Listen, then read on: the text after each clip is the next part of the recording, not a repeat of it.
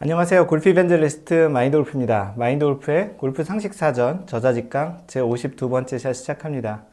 네, 오늘은 골프 룰 중에 약간 좀 독특한 케이스가 있는데요. 간혹 우리가 자연 상태에 있는 골프를 하다 보면 대단히 좀 다양한 상황이 생기잖아요. 뭐 예를 들어서 야구 같은 경우는 예전에 투수가 던진 그 볼에 날아가던 그 새가 맞았던 그런 현상도 있었고요. 골프에서도 뭐 아무래도 좀 자연 상태에서 하다 보니까 뭐 악어가 나타나든지 까마귀나 다양한 동물들이 좀 나타나는데요. 뭐 미국에 있을 때는 뭐 다람쥐 같은 게 너무 많았고 곰이나 사슴 같은 경우도 좀 있었습니다.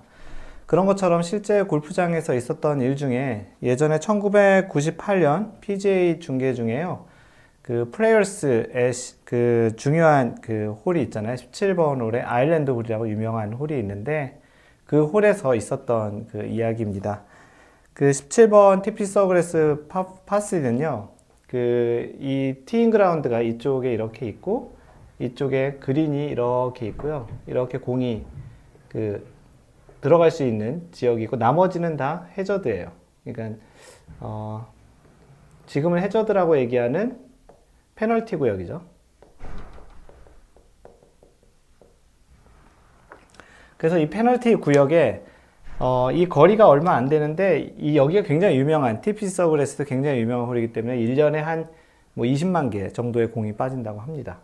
그래서 이 거리는 실제 거리는 한 110야드에서 130야드 정도가 되지만 나머지가 다 워터 헤저드이기 때문에 되게 어려운 홀인데 이 홀에 공이 하나가 이렇게 있었는데 그 지나가던 그 갈매기가 여기가 이제 약간 물이 있어서 갈매기가 있었고요. 갈매기가 이 공을 집으려다가 끝내 이제 집어서 공이 이렇게 날아가다가 여기서 떨어뜨려 가지고 이 페널티 구역, 그 워터 헤저드라고 하는 페널티 구역에 공이 떨어졌던 일이 있었어요. 마인드 골프가 아마도 영상을 찾아서 올려줄 것 같은데요. 이런 현상이 있었을 때 과연 골프에서는 어떻게 이 룰 적용을 해서 플레이를 할지에 대한 이야기입니다. 뭐 어떤 분들은 이게 워터 해저드에 최종적으로 들어갔으니까 해저드 처리를 해야 된다. 어떤 분들은 뭐 이 상태로 다시 갖다 놓고 해야 된다. 이런 여러 가지 이유가 그 이야기들이 있을 수 있는데요. 우리가 여기서 이야기할 때 그 골프 룰에서 적용되는 하나의 룰이 뭐냐면 구계자라고 있어요. 구계자. 그래서 그 실제 경기 바깥에 있는 그래서 2019년 전까지는 구계자라고 했고요. 지금은 이제 그 골프 룰이 2019년에 바뀌어서 외부의 영향이라고 바뀌었습니다.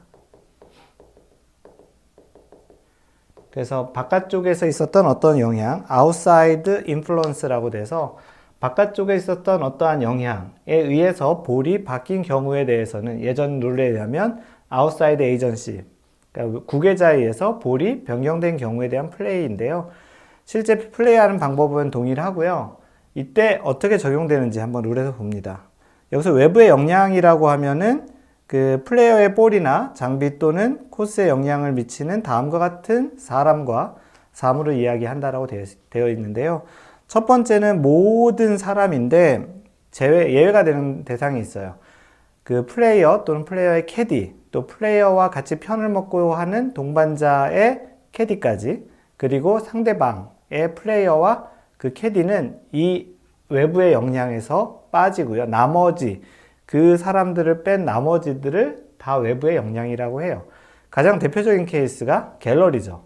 요즘은 뭐 코로나 때문에 갤러리 없이 플레이가 되는 경우가 많은데 갤러리가 있었을 때 갤러리에 맞거나 갤러리가 공을 주었거나 이런 것들이 다 구계자, 외부의 영향에 들어가는 거고요. 그 다음 모든 동물, 사람이 아닌 모든 동물은 다 외부의 영향이고요. 그 다음에 모든 자연물이나 인공물 또는 그 밖의 모든 것, 그러나 자연의 힘은 제외예요. 그러니까 바깥에서 어떠한 영향으로 인해서 움직였는데 그 뭐 나무가 갑자기 뭐 뚝 떨어져 가지고 그걸로 인해서 움직였다라든지 뭐 트럭에 의해서 움직였다라든지 그런 것들이 모두 다 외부의 영향인데 여기서 제외는 자연에 의한, 그러니까 바람에 의해서 움직였다든지 뭐 지진에 의해서 움직였다라든지 그런 자연, 그 지진도 자연이겠죠.